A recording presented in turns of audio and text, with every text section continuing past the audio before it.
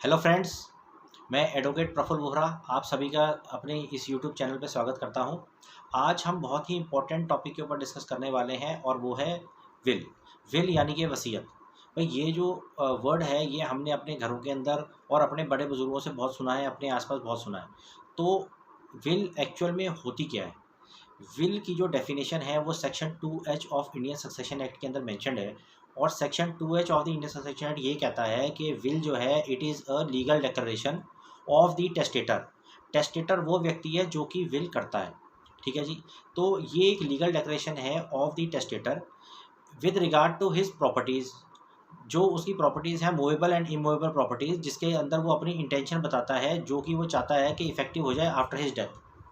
ठीक है जी। तो टेस्टेटर की डेथ के बाद जो उसकी इमूवेबल प्रॉपर्टीज़ और मूवेबल प्रॉपर्टीज़ है उनका बेनिफिशियरी कौन बने, वो एक लीगल डॉक्यूमेंट और लीगल डिक्लेरेशन के फॉर्म में बनाता है। उसको हम विल कहते हैं। ठीक है जी। अब विल जो लिखता है व्यक्ति, वो क्या रजिस्टर कराना कंपलसरी है? नहीं।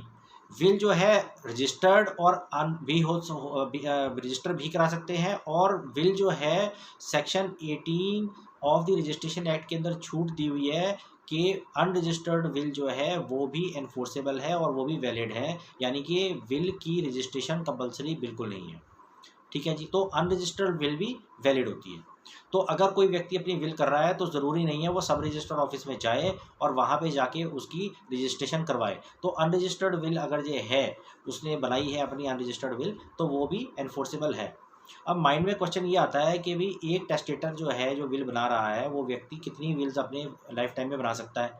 भाई एक ही बना सकता है, वही हमेशा रहेगी, ऐसा नहीं है। विल तो आप कितनी भी बना लो, टेस्टेटर जो है वो कितनी भी विल्स बना ले, जो पुरानी विल जितनी भी होंगी, जो लास्ट विल होगी वही विल जो होगी एनफोर्सेबल होगी, और जो पहली विल्स होंगी वो जो है कैंसल ट्रीट की जाएंगी। तो जो भी विल कोई टेस्टेटर बनाए, कोई व्यक्ति बनाए, तो अपनी पुरानी विल को वो कैंसल पहले ही उसी के अंदर मेंशन कर दे कि पुरानी विल जितनी भी है वो कैंसल्ड है और यही मेरी लास्ट विल है और इसी को ही मेरी मृत्यु के बाद एनफोर्स किया जाए। तो ऐसे जो टेस्टेटर जब भी करे तो ये ज़रूर पुरानी विल्स के बारे में मेंशन कर दे। अगर किसी टेस्टेटर ने या व्यक्ति ने अपनी विल को सब रजिस्ट्रार ऑफिस के अंदर जाके रजिस्टर करा लिया, ठीक है जी, अब वो एक दूसरी विल बनाना चाह रहा है, तो जो दूसरी विल बनाएगा उसके में सब रजिस्ट्रार ऑफिस में जाके एक कैंसिलेशन करवाएगा, उसकी कैंसिलेशन का डॉक्यूमेंट बनेगा, उसी के बाद फिर एक वो दूसरी विल जो है उसको बनाएगा और रजिस्टर कराएगा।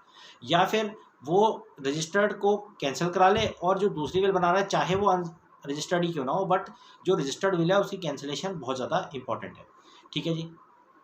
अब जिस टाइम टेस्टेटर अपनी विल करे, उस टाइम क्या क्या माइंड के अंदर पॉइंट्स उसको रखने हैं, क्या क्या चीज़ों को फॉलो करना है।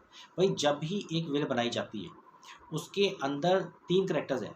एक तो टेस्टेटर है जो कि विल बना रहा है, एक हो गया बेनिफिशियरी जिसके फेवर में बना रहा है, एक होता है एग्जीक्यूटर जिसको कि टेस्टेटर अपॉइंट करता है कि जब उसकी डेथ हो जाएगी तो इस विल को एग्जीक्यूट वो एग्जीक्यूटर करवाएगा बेनिफिशियरी के फेवर में।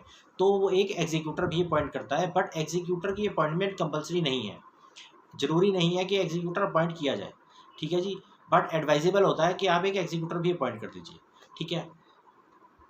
जब भी हम एक विल एग्जीक्यूट करें तो ये तीन करेक्टर्स बेसिकली आते हैं, टेस्टेटर, एग्जीक्यूटर एंड बेनिफिशियरी। अब जब हम एक विल एग्जीक्यूट करते हैं तो ये तो मैंने जैसे आपको बताया कि वो सिर्फ अपनी जो प्रॉपर्टीज़ हैं, जो लाइफ टाइम में सेल्फ एक्वायर्ड प्रॉपर्टीज़ हैं, उन्हीं को ही विल के अंदर मेंशन किया जा सकता है। जो कि एंसेस्ट्रल दादा लाइफ प्रॉपर्टीज़ हैं, सक्सेशंस के थ्रू चली आ रही हैं, उनको हम उसके अंदर मेंशन बिल्कुल नहीं कर सकते। ठीक है। तो ये तो क्लियर हो गया कि जी जो टेस्टेटर है वो अपनी सेल्फ ऑक्यूपाइड प्रॉपर्टीज़ की ही विल बना सकता है। ठीक है जी। अब जब विल बनाएगा तो हमें चाहिए दो attesting witnesses. As per act दो अटेस्टिंग विटनेसेस कंपलसरी होते हैं। तो दो अटेस्टिंग विटनेसेस जो हैं वो इंटरेस्टेड पार्टीज़ ना हो, वो इंडिपेंडेंट पार्टीज़ हों। ठीक है जी। और जिस दिन विल बनाए उस दिन टेस्टेटर की जो स्टेट ऑफ माइंड हो वो मेंटली बिल्कुल साउंड हो, बिल्कुल फिट हो।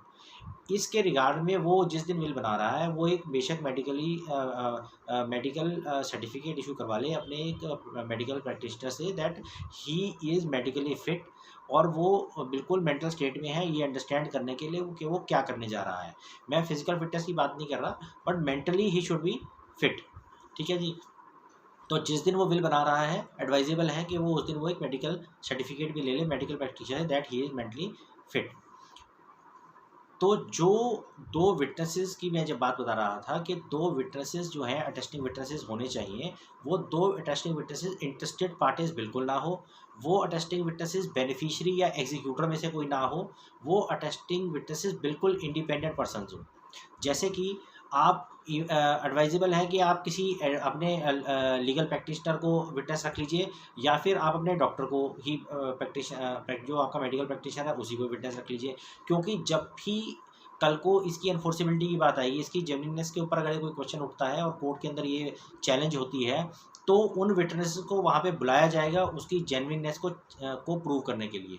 तो अगर ये इंडिपेंडेंट विटनेसेस रहेंगे तो उसकी जेन्युइननेस को चेक करवाना या प्रूव करना बहुत मुश्किल नहीं होता। ठीक है जी। अब क्वेश्चन ये आता है कि जब वो लिखे, जिस दिन वो लिखे उस दिन वो क्या क्या उसके अंदर मेंशन करें। सबसे पहली बात तो ये है कि जिस दिन जो टेस्टेटर है वो अपनी विल बना रहा है, वो एडवाइजेबल है अपनी हैंड राइटिंग में बना दे। अगर जो अपनी हैंड राइटिंग में बनाएगा तो कोर्ट के अंदर ये प्रूव करना आसान रहेगा कि उसने अपनी हैंड राइटिंग में लिखा है, और हैंड राइटिंग एक्सपर्ट से सर्टिफिकेट ले सकते हैं कि उसने ही लिखा है, और उसके अंदर कोई कटिंग कोई ओवर राइटिंग ना हो।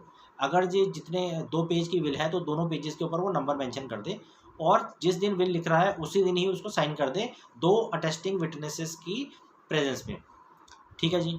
ये तो हो गया अनरजिस्टर्ड विल, और उसको वो अपने बैंक लॉकर के अंदर रख सकता है, एक एनवेलप के अंदर सील कर ले, और जो है उसके ऊपर बेशक मेंशन भी कर दे कि ये जब भी खोली जाए तो ये इन लोगों की प्रेजेंस के अंदर ही खोली जाए, उनके नाम पते उसके ऊपर मेंशन कर सकता है और अपने बैंक लॉकर के अंदर रख सकता है। तो ये तो हो गया एक तरीका। दूसरा तरीका ये है कि वो सब रजिस्ट्रार ऑफिस के अंदर जाके उसको रजिस्टर करा ले।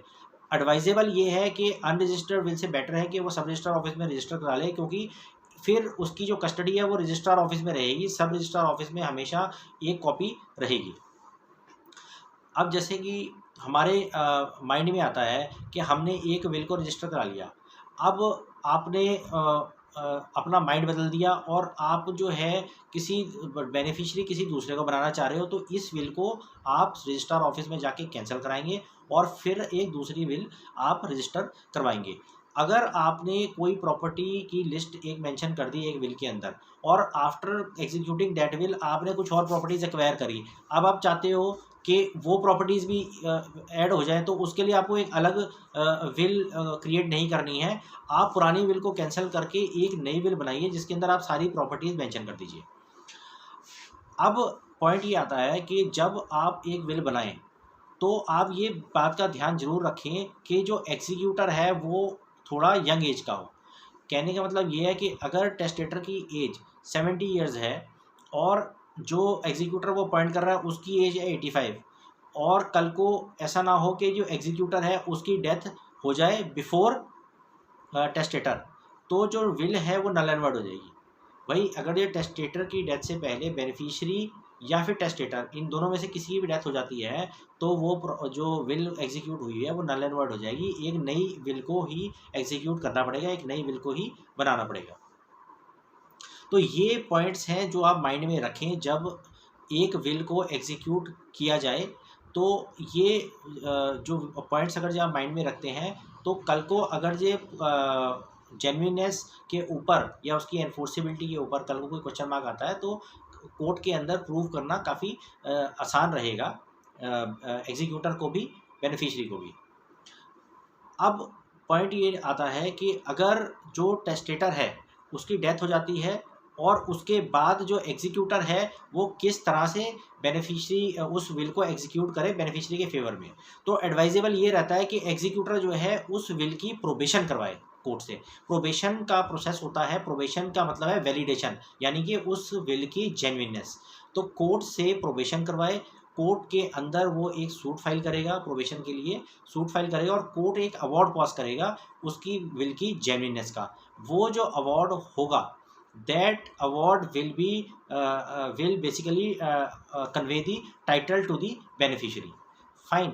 तो ये प्रोसेस जो है ये बहुत इंपॉर्टेंट प्रोसेस है। इवन कि अगर जो टेस्टेटर है उसकी डेथ हो जाती है और उसकी प्रॉपर्टी जो है, जो बेनिफिशियरी है उसके, वो बेचना चाहता है, after the death of testator beneficiary property बेचना चाहता है, जो बायर हैं, एडवाइजेबल ये है कि अगर कोई बायर ऐसी प्रॉपर्टी भी परचेज कर रहा है तो वो सेलर को ये बोले कि वो प्रोबेशन कराए कोर्ट से, और प्रोबेशन का ऑर्डर के बाद ही वो उसको परचेज करें।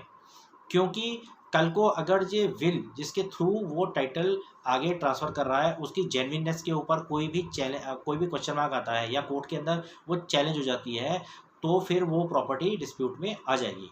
तो इट्स बेटर कि अगर कोई व्यक्ति ऐसी प्रॉपर्टी परचेज कर रहा है जिसके अंदर जो टाइटल थ्रू विल आया हुआ है, तो जो बायर है वो उसको बोले कि भैया तू जो है प्रोबेशन करा ले विल की, और आफ्टर दैट प्रोबेशन ऑर्डर मैं इस प्रॉपर्टी को परचेज कर दूंगा। तो ये कुछ इंपॉर्टेंट डिस्कशंस थी जो कि मैंने आपको बताई विल के बारे में, विल की एग्जीक्यूशन के बारे में, क्या विल रजिस्टर होनी चाहिए, क्या अनरजिस्टर्ड विल एनफोर्सेबल है या नहीं है, और after the death of the testator क्या प्रोसेस फॉलो करना चाहिए एग्जीक्यूटर को। ठीक है, बेनिफिशियरी के फेवर में जो मैंने बताया कि प्रोविशन की प्रोसेस उसको फॉलो करनी चाहिए। तो ये सारी चीज़ें विल से रिलेटेड बहुत इंपॉर्टेंट चीज़ें हैं। आप इस एडवाइस जो मैंने दी है इस वीडियो के माध्यम से, इसको ज़रूर फॉलो कीजिए। इस वीडियो को अभी मैं यहीं पर ही सम अप करता हूँ। अपने नेक्स्ट लेक्चर के अंदर मैं कुछ और इम्पॉर्टेंट टॉपिक्स के ऊपर एडवाइसेस इशू करूँगा। और जिन फ्रेंड्स ने मेरा ये चैनल सब्सक्राइब नहीं किया है, मैं रिक्वेस्ट करूँगा उन सबको कि वो चैनल सब्सक्राइब कर लें, ताकि फ्यूचर में जो भी मेरी वीडियो आएगी वो अपडेटेड रहेंगे उसको लेके। Thank you friends for listening to me so patiently. Thank you very much. Thank you.